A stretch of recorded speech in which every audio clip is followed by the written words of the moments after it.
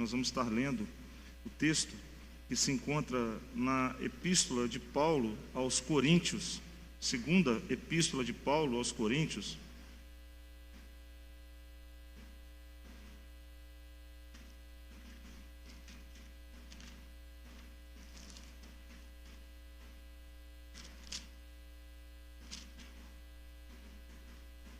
Capítulo de número 12, versículo do número 9. Texto também bastante conhecido da maioria dos irmãos. Segunda carta de Paulo aos Coríntios, no seu capítulo de número 12, versículo de número 9.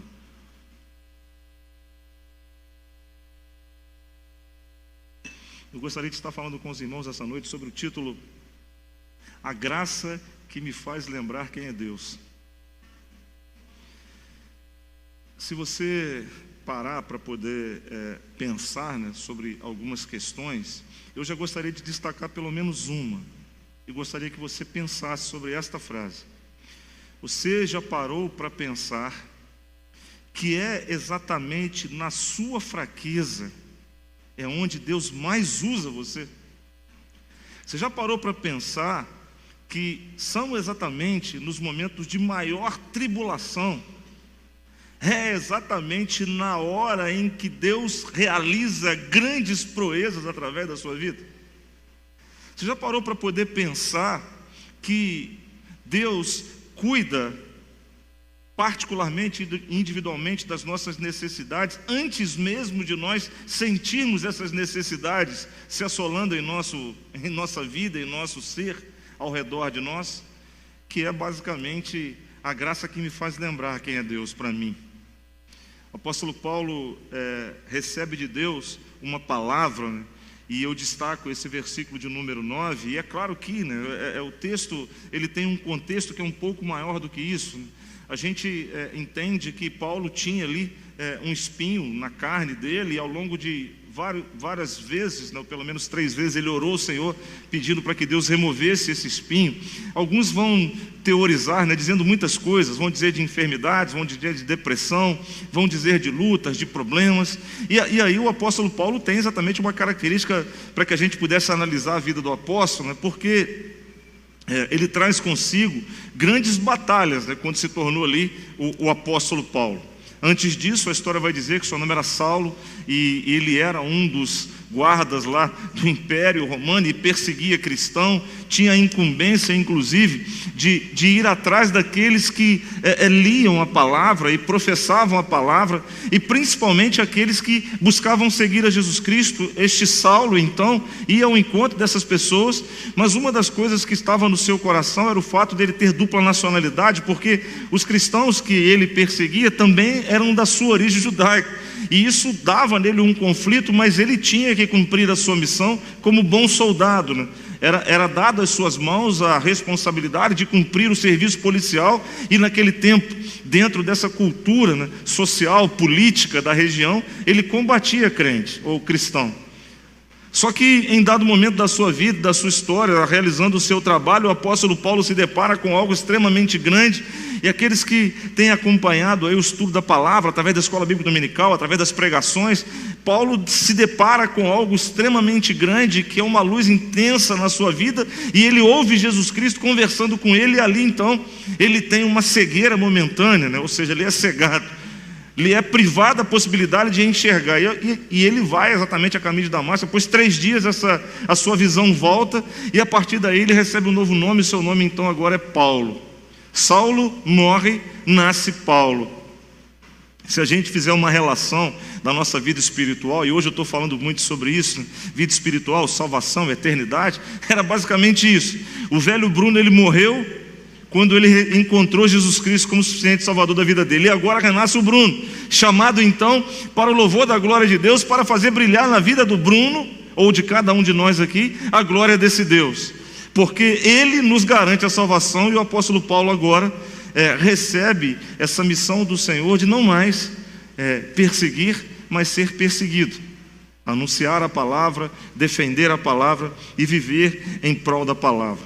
E aí ele vai sofrer açoites, também será preso, passará por privações, ele encontrará na sua vida pessoas que lhe serão ingratas, ele vai cruzar com pessoas que tentam inclusive matá-lo, então ele também é perseguido, ele também tem perdas pessoais, quer sejam materiais, quer sejam familiares, ele também vai ter perda social, ele tem uma camada de estudo, de potência e financeira, que lhe são também tolhidos ao longo da sua história, por amor a Cristo. Então suas perdas também são muito grandes, e talvez o resultado dessas perdas esteja exatamente relacionado com a oração que o apóstolo Paulo faz, pedindo a Deus que lhe remova esse espinho. E aí, se a gente fizesse uma análise individual, particular de cada um de nós, eu acho que basicamente nós poderíamos analisar na nossa vida como alguém que também carrega consigo um espinho. E esse espinho para alguns simboliza exatamente a sua ansiedade, a sua dificuldade, a sua depressão, simboliza talvez perdas pessoais, particulares, simboliza talvez desafetos que encontraram pelo nosso caminho, pessoas que nos foram traidoras, pessoas não gratas, personas não gratas, não são pessoas que deveriam estar conosco, mas nós seguimos, e aí a sua ingratidão às vezes nos fere, nos entristece. Então são questões que nos fazem também avolumar no nosso sentimento e particularmente na nossa mente, tudo aquilo que nos faz mal. E quando a nossa mente não está muito boa, irmãos, quando a gente começa a trazer para a nossa mente aquilo que nos entristece, o nosso corpo também padece, né? A gente vai sofrer com isso. Algumas pessoas vão dizer que a gente é fruto daquilo que a gente alimenta na nossa mente, né? Se a gente alimenta coisas boas, nós lemos um texto que fala o seguinte: olha, tudo que é de boa fé, boa fama, se isso é bom, põe isso na sua mente. Então, se a gente alimenta a nossa mente com coisas boas, nós teremos resultados bons. Se a gente puxa para nós sentimentos ruins e tristeza e tal, e a gente alimenta isso, isso faz com que o nosso ser sinta dor que nós não precisamos sentir. E dentro dessa análise psicológica, né, se a gente pudesse dizer assim, os psiquiatras, psicólogos, pessoas que trabalham na cultura da mente vão dizer que a dor da alma, a dor da mente talvez seja uma das mais intensas a ser sentida, porque na verdade o fruto dessa dor está dentro da própria mente, né? Não há algo, uma perda de um braço, algo que você veja, mas é algo que você pensa, e isso arrasta dentro de si ou sobre si um peso que é extremamente grande. Talvez seja, sem conjectura, né, ou sem contar histórias, o pensamento e o sentimento que o apóstolo Paulo estava sentindo ao pedir ao Senhor através das orações: remove de mim isso.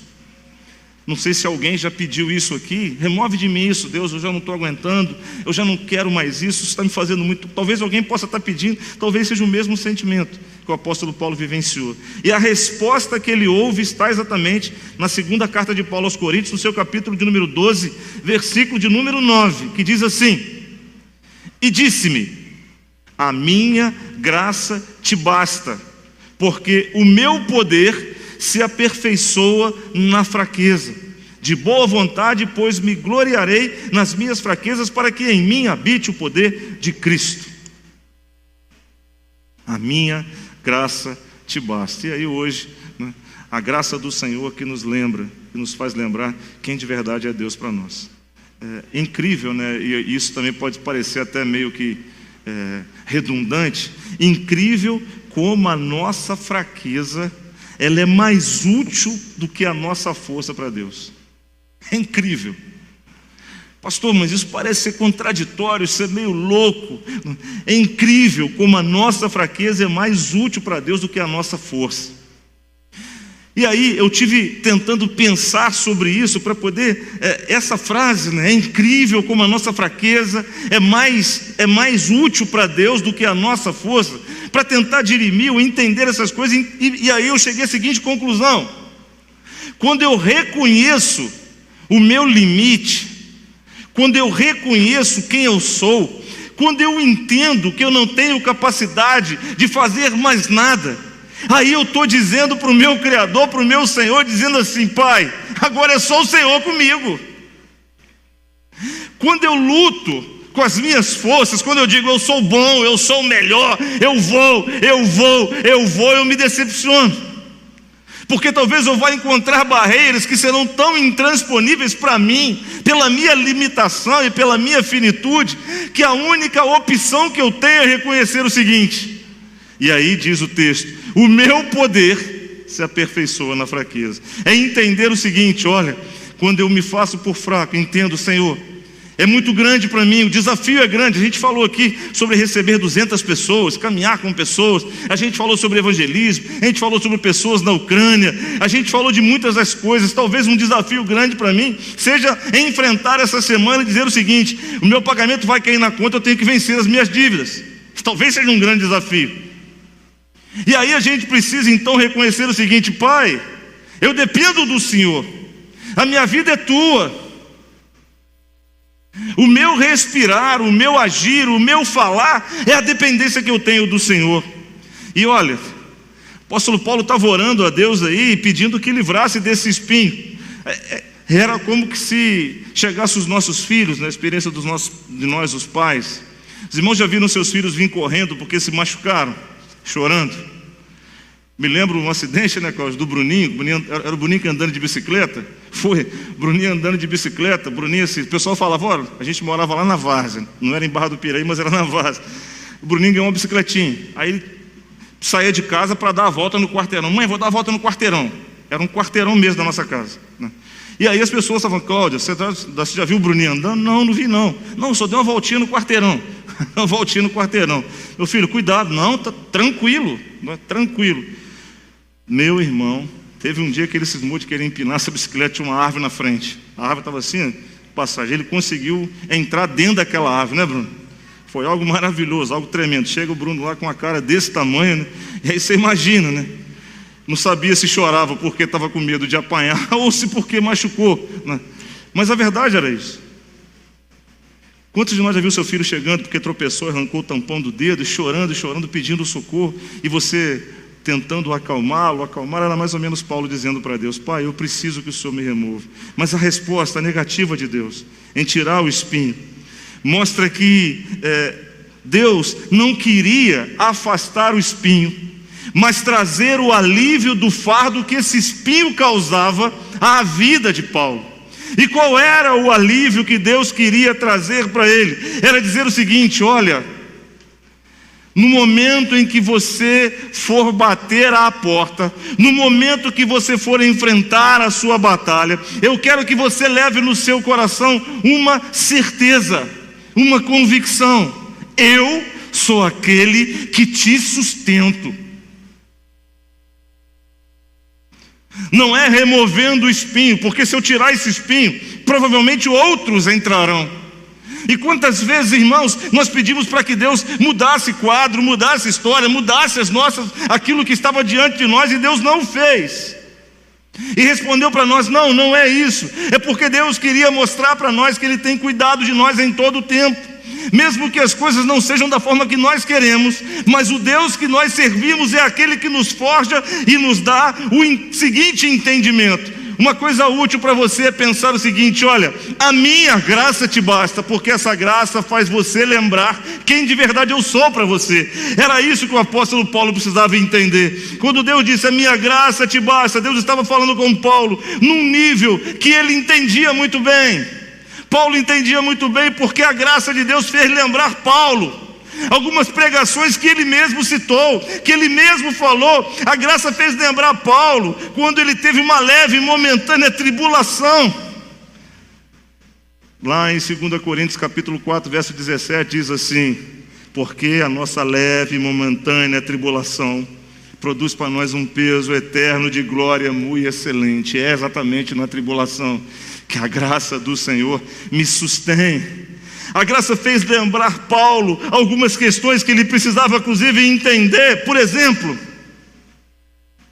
quando Paulo teve falta de dinheiro, falta de comida, os seus irmãos os sustentaram. Ele disse: eu tenho capacidade de passar abundância, mas também sei passar necessidade, porque o Senhor cuida de mim. Era como se Paulo lembrasse o que o salmista dizia: o seguinte: fui moço, hoje sou velho, mas nunca vi um justo mendigar um pão, e nem a sua descendência passar fome. Isso é graça de Deus. é favor imerecido, é algo que nós não merecíamos pela nossa capacidade humana, de pecadores que somos, de desobedientes que somos, mas o Senhor nos sustém. E todas as vezes que nós vemos a nossa fraqueza, as dores se apertando, é o momento em que Deus abre para nós a característica de entendermos que essa graça do Senhor nos sustém e faz lembrar quem é Ele, que Ele nos prometeu estar conosco todos os dias da nossa vida, que Ele prometeu dizer para nós que em meio às tribulações, nós não estaríamos isentos de tribulações, mas Ele passaria por todas junto conosco, que Ele veio de lembrar o seguinte, como diz o profeta: não temas, porque em todo o tempo eu vou estar com você. Essa graça de Deus, em meio às nossas fraquezas, em meio às nossas dificuldades, e talvez aos espinhos que nos assolem, faz mostrar para nossa mente, para nossa realidade de ser, quem de verdade é Deus para nós.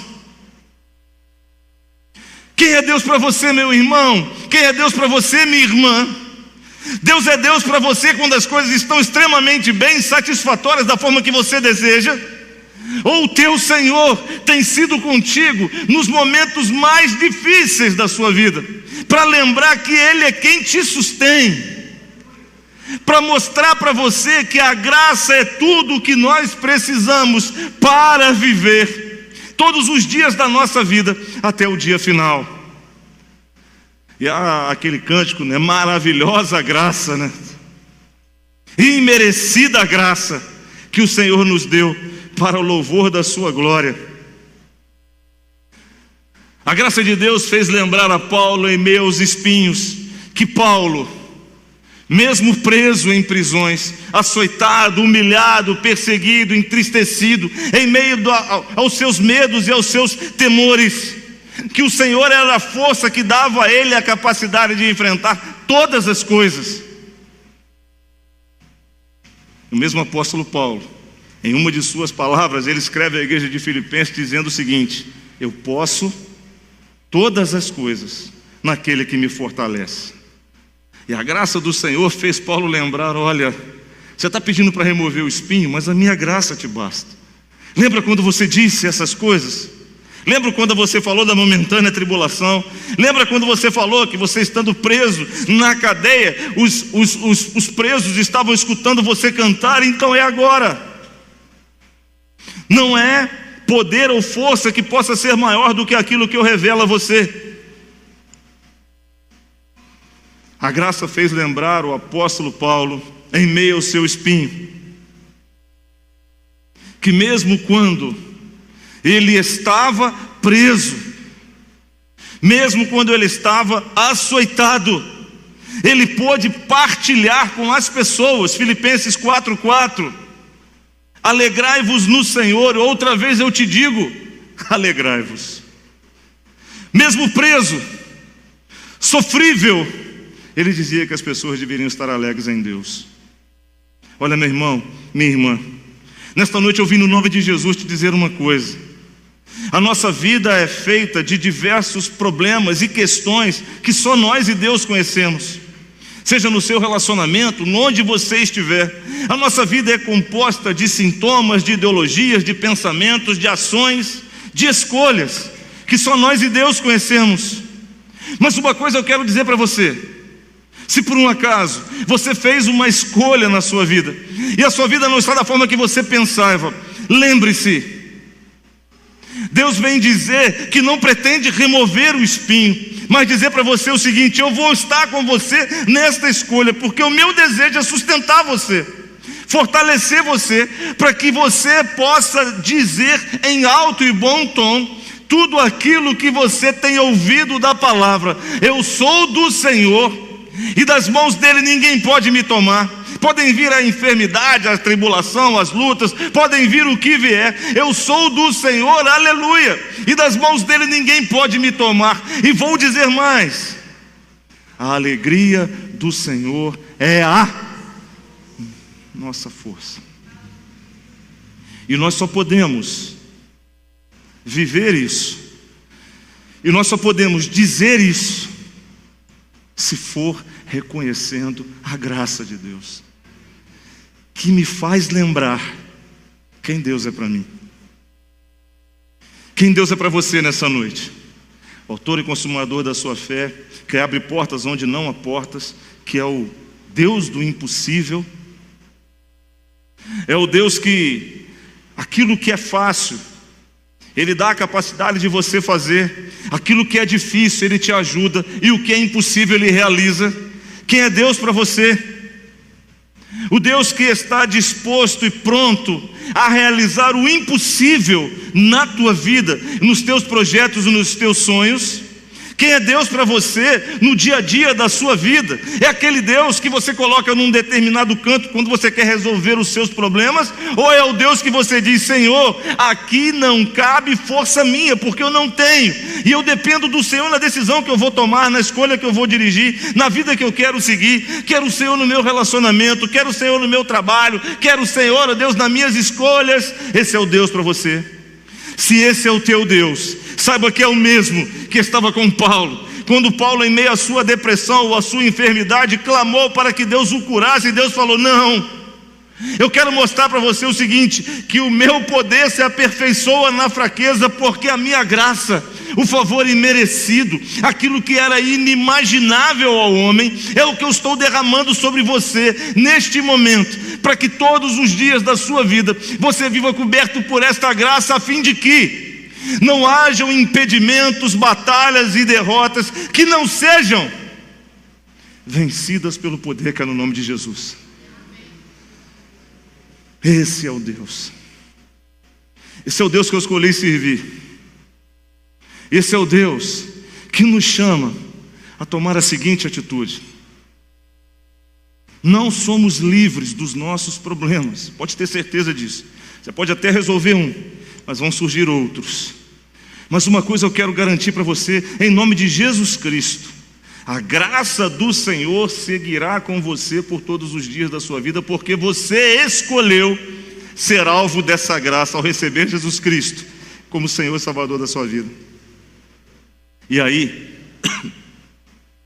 uma coisa é importante de se pensar: Deus está forjando você nos seus momentos mais difíceis, para te fazer o ser humano mais forte que Deus quer construir, para o louvor da glória dele, a fim de que o testemunho, a alegria e a força que vem do Senhor sejam liberadas de você por onde quer que você andar. Que Deus nos abençoe a termos esse sentimento e essa confiança nas nossas vidas, porque esse Deus tremendo e maravilhoso, Ele não te deixa sozinho nunca. Ele, em Jesus Cristo, estava no início de tudo e estará no final, e ao longo dessa jornada Ele está contigo.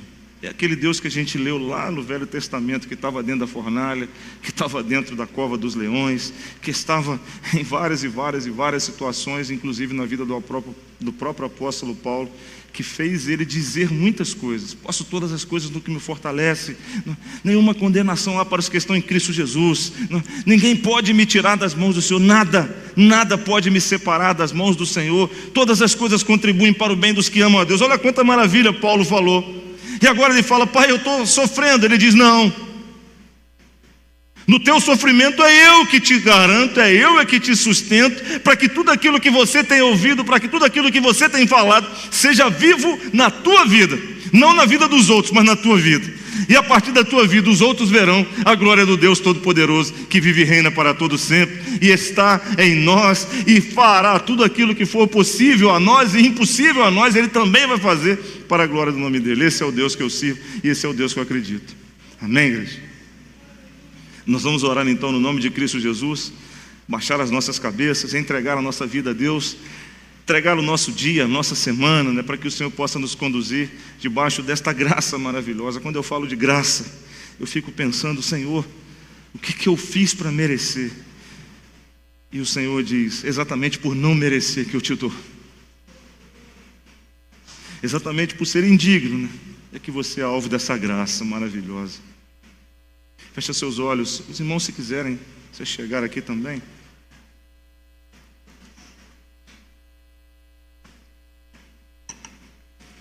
Eu não sei como você chegou aqui, ou por que você está aqui. Mas uma coisa eu sei, meu irmão, todos nós, participantes desse culto, viemos para adorar a Deus e para ouvir aquilo que Deus tinha para falar para cada um de nós. Talvez no teu coração você fale, eu gostaria que meu vizinho me falou, não ouvisse. Não, Deus quer falar com você. Então eu quero te dizer uma coisa, nós pedimos a Deus que falasse aquilo que nós precisávamos ouvir. E a minha oração é que isso possa ter atingido o teu coração, no lugar onde que você exatamente estava precisando. Essa é a questão. E que esta palavra possa gerar um ânimo, sabendo que essa graça de Deus está disponível para todo aquele que nele crê. Amém? Deus querido, como é bom, Pai querido, entender que somos alvos da Tua graça.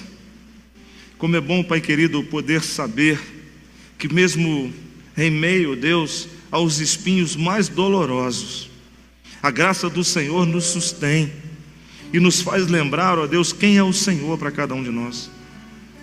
Faz, ó Deus, fortalecer a nossa fé, a fim de que entendamos que o Senhor é tudo em todos, que o Senhor faz tudo, que o Senhor realiza tudo, que o Senhor não nos abandona, que o Senhor nos sustém, nos fortalece e alimenta. Pai querido, muito obrigado por, mesmo não sendo merecedor, a Tua graça é o que nos basta. Muito obrigado, Pai querido. Obrigado por Cristo Jesus, nosso Senhor e Salvador. Obrigado, Deus, por esta igreja reunida neste lugar, com o único propósito de viver para a glória do nome do Senhor. Pai Santo, sonda agora cada coração, cada família aqui representada, Senhor. Vê, ó Deus, as necessidades e ansiedades de cada um, porque o Senhor é quem sonda e conhece o interior, o íntimo de cada um de nós. Supra, ó Deus, as nossas necessidades segundo a Tua gloriosa vontade. Cura agora, Senhor, enfermidades, tristezas, mas sobretudo, faz com que esteja vivo na nossa mente que a graça do Senhor em meio a todos os nossos problemas e dificuldades é o que nos faz vencer e mostrar para nós o Teu poder. Que nessa semana seja uma semana, ó Deus, de vitória abençoada na vida dos Teus filhos e filhas. Que possamos, ó Deus, alcançar e encontrar a cada dia, Senhor, aquilo que o Senhor tem reservado e preparado a cada um de nós, e que sejamos instrumentos nas Tuas mãos a anunciar a boa e pura e santa palavra do Senhor. Toma, Deus, esta igreja nas Tuas mãos, a família nas Tuas mãos, as vidas nas Tuas mãos, e nos purifica e nos abençoa para o louvor e glória do Teu nome. E agora, que o grande amor de Deus, que a graça salvadora de Jesus o Filho, e as doces e eternas consolações do Espírito Santo do Senhor sejam derramadas sobre a igreja do Senhor Jesus Cristo reunida neste lugar, nesta hora, e sobre todo o povo de Deus espalhado por toda a face da terra hoje e para todo sempre. Amém e amém. Meus irmãos, que Deus vos abençoe, tenham todos uma excelente semana, uma ótima noite, que a graça e a paz do Senhor vos sejam multiplicadas por toda a vida.